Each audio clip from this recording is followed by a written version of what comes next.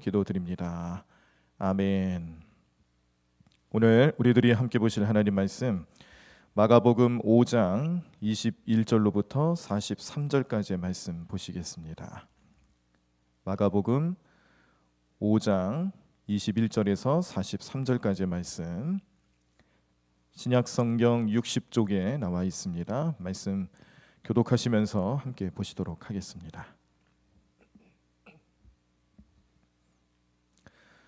마가복음 5장 21절에서 43절까지의 말씀, 제가 먼저 21절 읽겠습니다.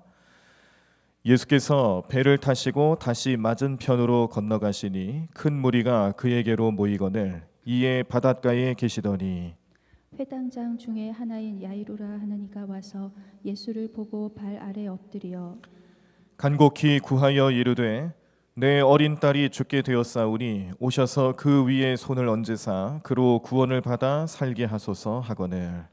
이에 그와 함께 가실새 큰 무리가 따라가며 애워싸 밀더라.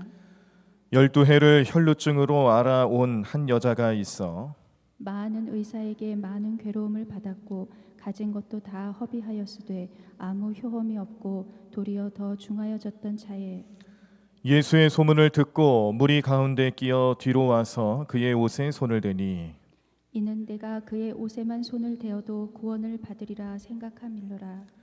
이에 그의 혈루 근원이 곧 마름에 병이 나은 줄을 몸에 깨달으니라.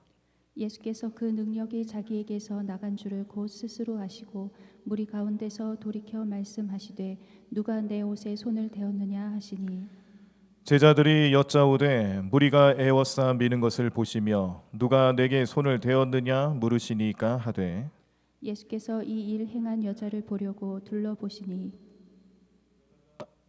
여자가 자기에게 이루어진 일을 알고 두려워하며 떨며 와서 그 앞에 엎드려 모든 사실을 여쭈니 예수께서 이르시되 딸아 내 믿음이 너를 구원하였으니 평안히 가라 내 병에서 놓여 건강할지어다.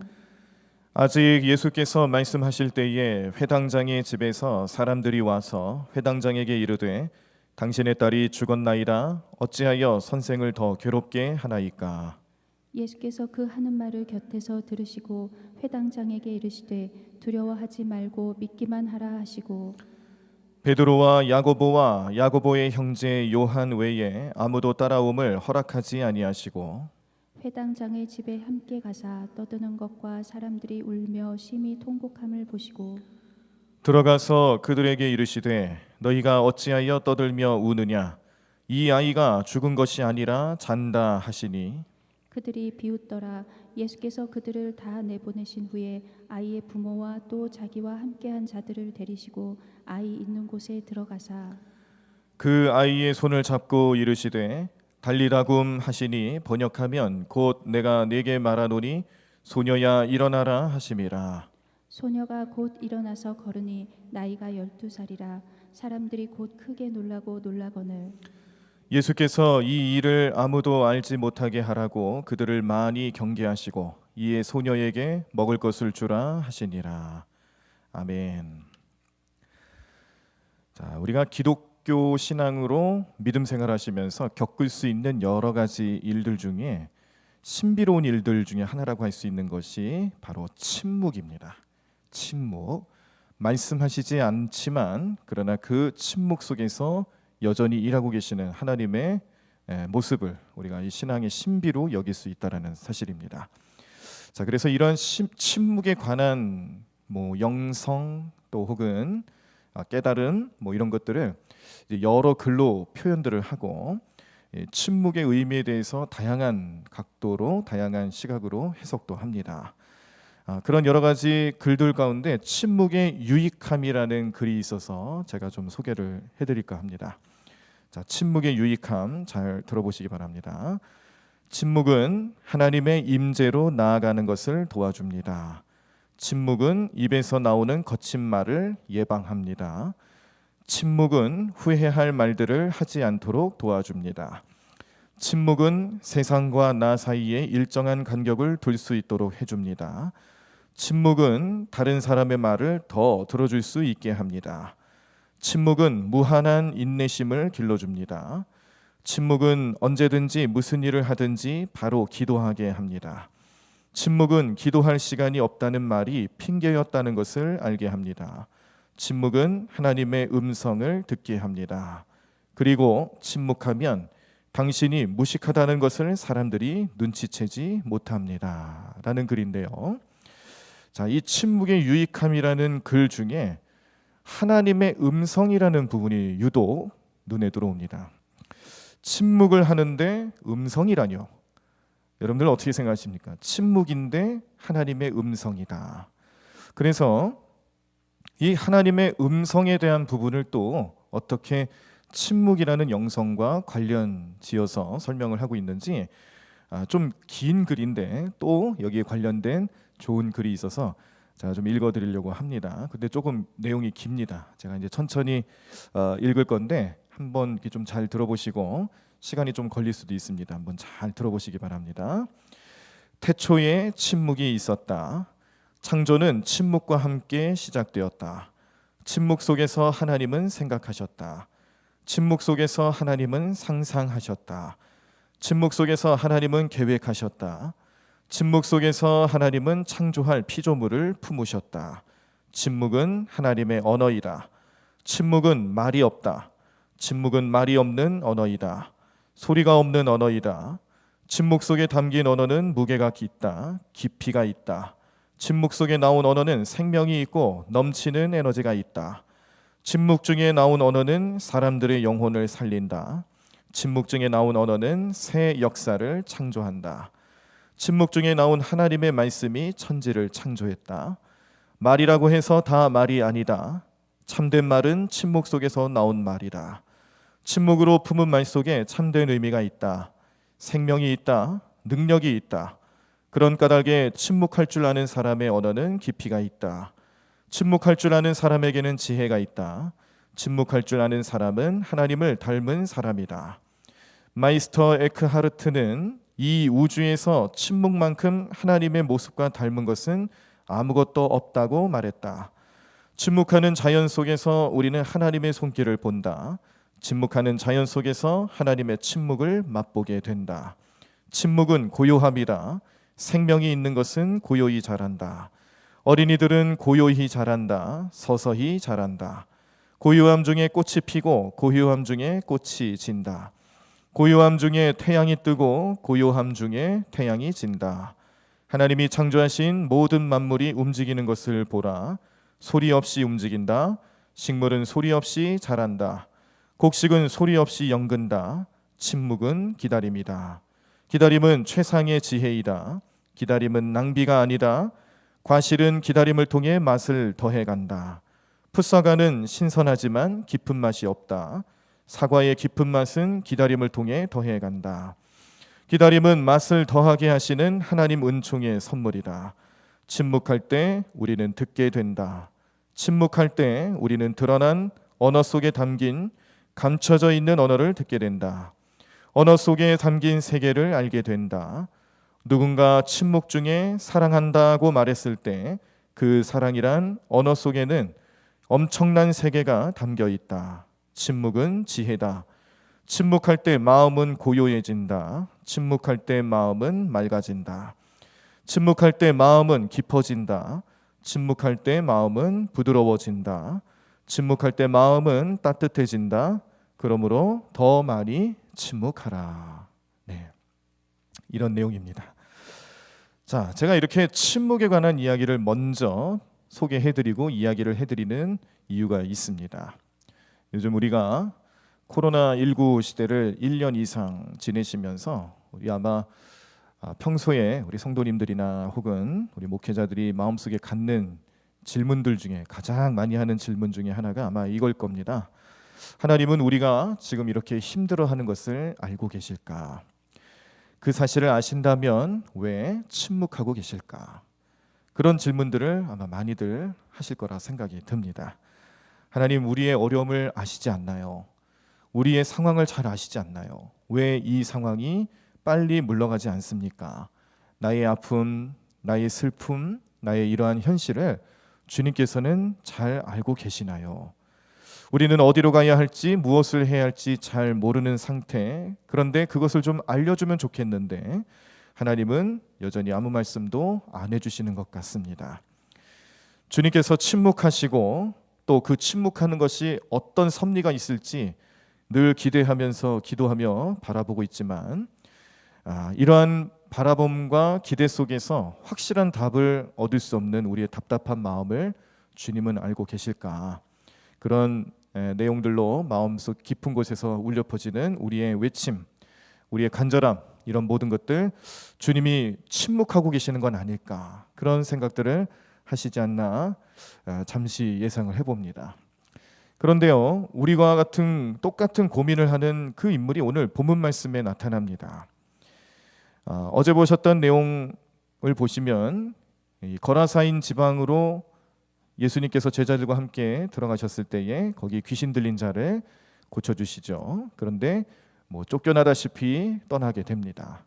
예수님을 거부하고 예수님의 능력을 자신들의 이익과 비교하다 보니 예수님의 은혜보다 자신들의 이익이 더 중요했던 사람들로 인해서 다시 그 지방을 떠납니다. 배를 타고 다시 호수를 건넙니다. 그렇게 해서 도착한 곳이 가버나움인데 그때 이 가버나움 지역에 도착했을 때에 멀리서 또 누군가가 예수님을 부르며 헐레벌떡 달려옵니다. 참 예수님은 참 신기한 일을 많이 경험하시죠. 어딜 가든지 누군가가 헐레벌떡 달려옵니다. 그만큼 예수님을 기다렸다는 뜻이겠죠. 그렇게 기다렸던 사람은 누군가 하고 봤더니 이 가버나움의 회당장으로 일하고 있는 야이로라는 사람이었습니다. 이 야이로가 예수님 앞에 나타나서 펑펑 울면서 예수님께 간청을 하는데 이런 내용입니다. 예수님, 저희 딸이 죽어갑니다. 제발 우리 딸 좀 살려주세요. 딸이 죽어간다는 소식을 전하면서 얼마나 간절하게 예수님을 찾고 구했는지 예수님이 그 말을 듣자마자 야이로의 집으로 가자고 하십니다. 자, 그런데 한참을 길을 가던 중에 갑자기 예수님 길을 멈추시고 이렇게 물어보세요. 누가 내 옷을 만졌느냐?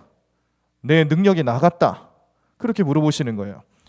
그래서 알고 보니까 모든 상황을 정리해 보니까 그 자리에 예수님의 옷을 몰래 만진 여인이 있었는데 이 여인은 12년 동안 혈루증으로 앓고 있는 여인이었습니다.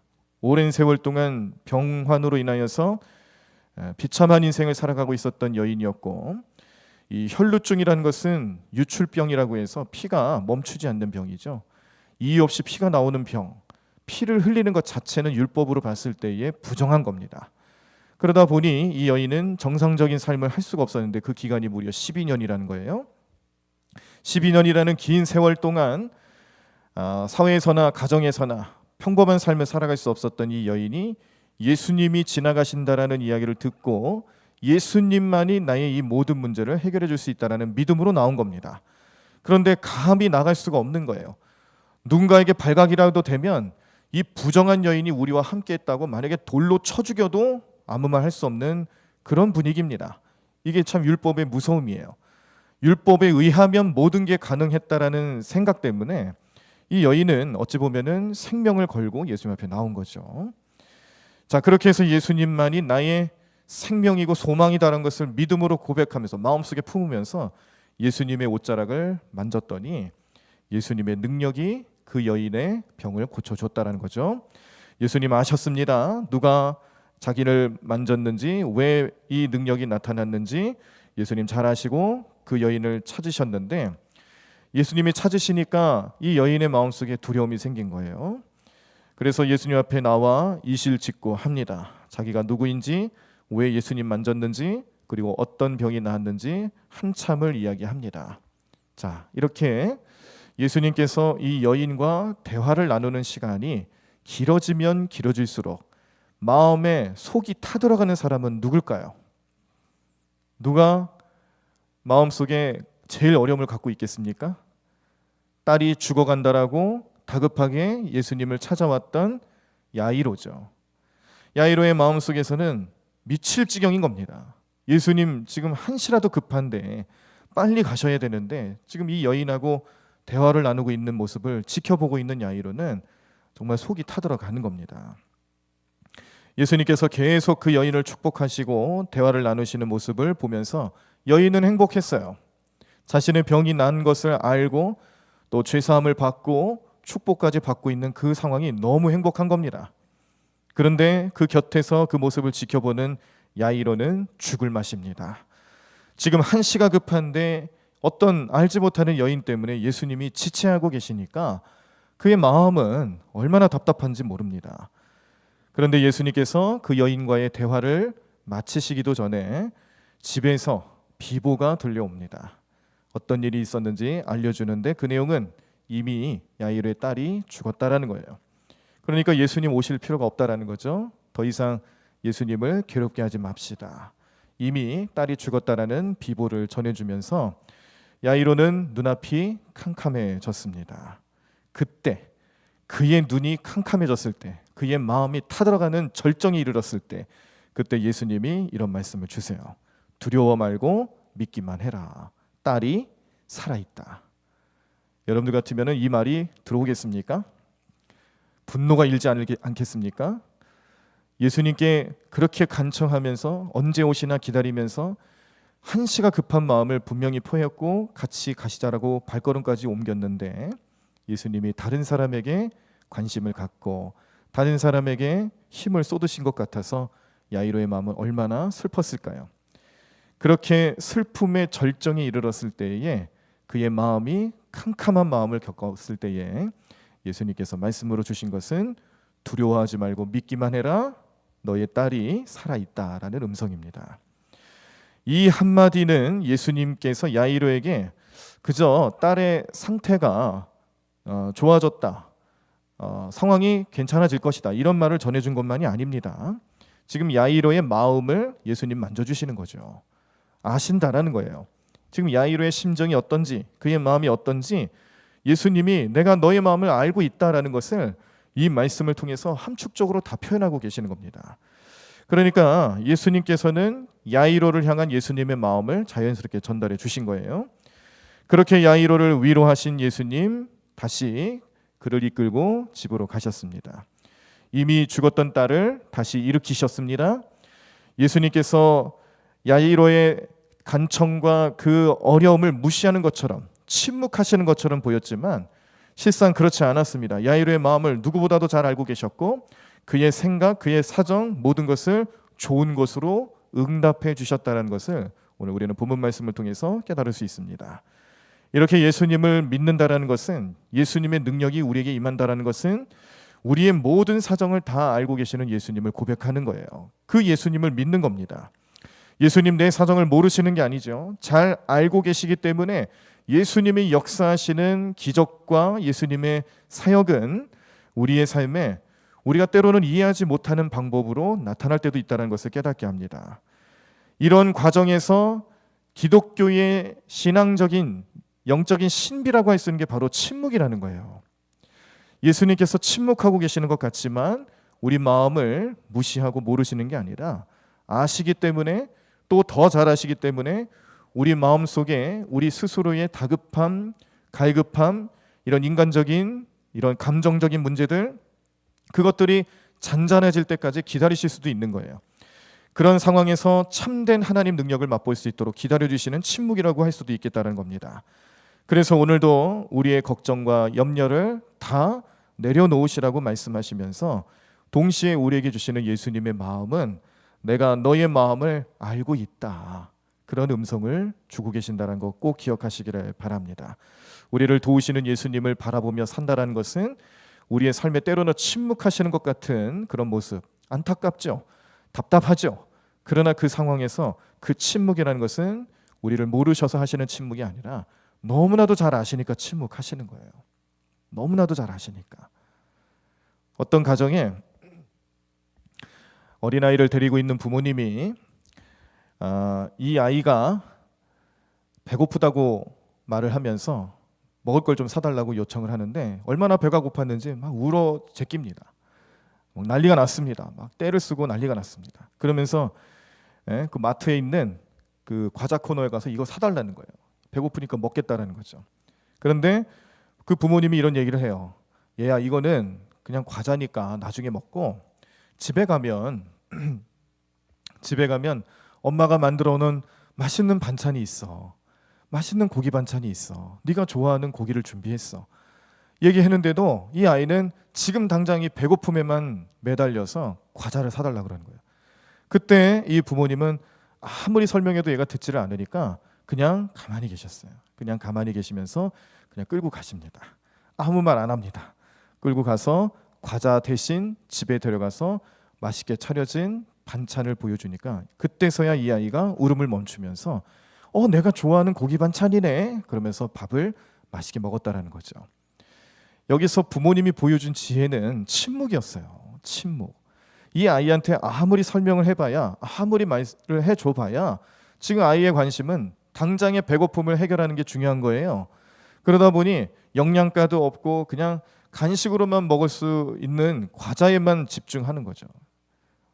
얼마 되지도 않는, 질적으로 보나 양으로 보나 얼마 되지도 않는 것에 그 마음이 쏠려 있는 겁니다. 그때 부모님이 침묵하신 거예요. 그리고 데려가서 보여주는 거죠. 그때 이 아이는 과자보다 더 맛있는 고기 반찬을 보고 기뻐한다는 겁니다. 이 짧은 이야기 속에서 우리가 어떤 생각을 할 수가 있겠어요? 하나님께서도 우리를 그런 식으로 우리를 이끌어 가신다는 거죠. 우리가 세상 살아가면서 기도하면서 영적인 삶을 살아갈 때 필요한 것들 구합니다. 구하는 대로 주실 것입니다. 믿음을 가지고 받을 수 있습니다. 그런데 때로는 우리가 구하는 것이 하나님의 뜻에 맞지 않을 때, 섭리에 어긋났을 때 우리는 그 뜻을 고집하며 기도하지만 그때 하나님은 어떻게 하신다고요? 침묵하시는 거예요. 침묵하시면서 우리가 더 좋은 곳을 선택할 수 있도록, 더 좋은 은혜를 누릴 수 있도록 역사하시는, 또 기다려주시는 하나님 은혜를 오늘 우리는 깨닫고 기억하시고 그 은혜를 붙잡고 기도하셔야 합니다. 그래서 오늘 우리의 삶에 침묵이라는 것은 결코 불필요한 게 아니에요. 얼마나 필요한 영적인 훈련인지 모릅니다. 침묵하시는 하나님 앞에서 기다릴 수 있는 우리의 영성과 인내가 될 수 있도록 오늘도 함께 기도하시면서 우리의 삶에 꼭 필요한 것을 제공해 주시는 하나님 앞에 감사하는 삶을 살아갈 때마다 더 좋은 것을 주실 수 있는 하나님 은혜를 바라보며 늘 그 은혜로 간구하시며 살아가실 수 있는 우리 모든 성도님들의 삶이 되기를 간절히 축원합니다. 오늘 하루도 주님께 간구하는 것, 기도하는 것, 바라고 원하는 것 주님께서 베풀어 주시는 삶을 살아가실 때에 때로는 침묵하시는 것 같지만 그 침묵 속에서는 하나님의 언어로 우리를 위로하시고 우리의 마음을 알고 계신다는 것을 표시하시는 주님의 은혜가 여러분들의 삶 가운데 잘 나타나시기를 간절히 축원합니다. 함께 찬양하시고 우리 또 기도하시도록 하겠습니다. 캄캄한 인생길 홀로 걸어가다 지치고 고나여 내 영혼 깊은 잠이 들었었네. 달리다굼 하시면서 잠들어 있는 영혼들을 깨우시는 예수님의 음성, 침묵하시는 것 같지만 그 침묵을 깨시고 영적인 삶을 깨트려 주시는, 영적인 삶을 깨어나게 하시는 예수님의 음성됨을 믿음으로 바라보시면서 함께 고백하고 찬양하고 우리 기도하도록 하겠습니다. 우리 1절만 찬양하시겠습니다. 우리 함께 가사를 잘 생각하며 함께 고백합니다. 캄캄한 인생길 홀로 걸어가다 지치고 고나여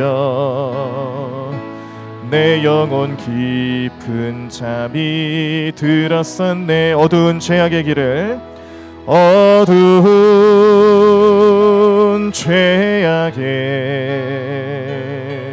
길을 걸어가다 상하고 찢기어 상하고 찢기어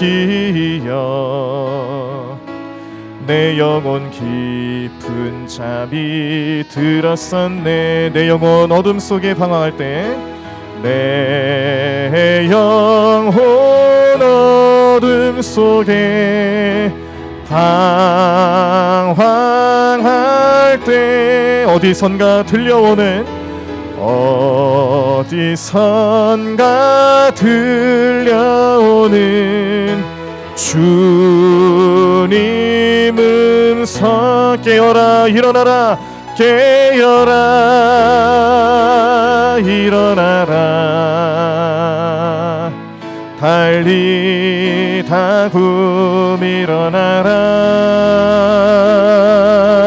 일어나라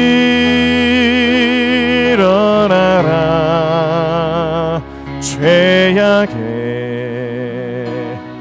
잠자던 영혼아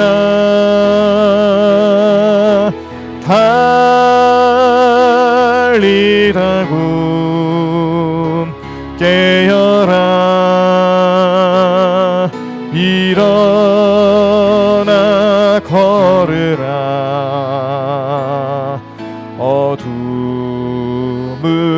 물러가고 새날이 다가오네 새날이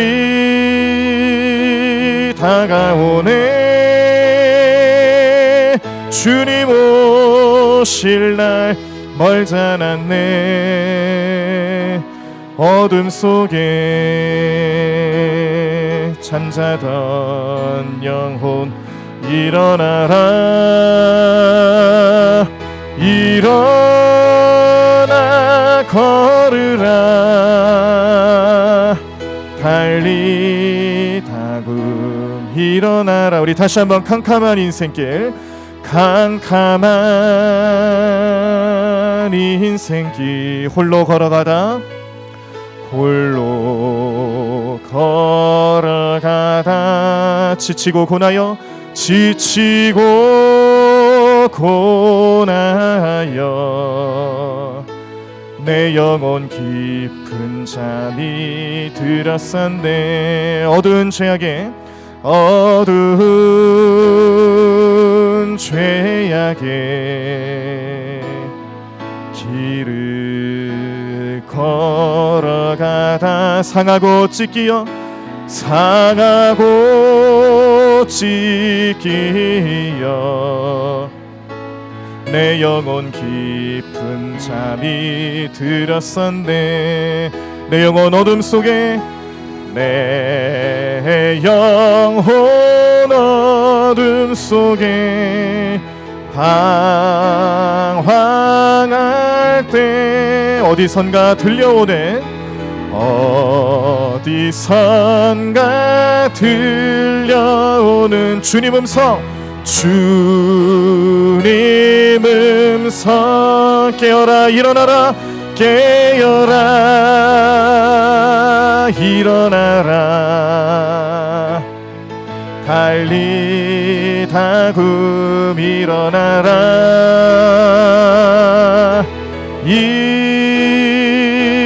일어나라 죄악에 잠자던 영혼아 달리다금 깨어라 달리다금 깨어라 일어나 걸으라 어둠은 물러가고 어둠은 물러가고 새날이 다가오네 새날이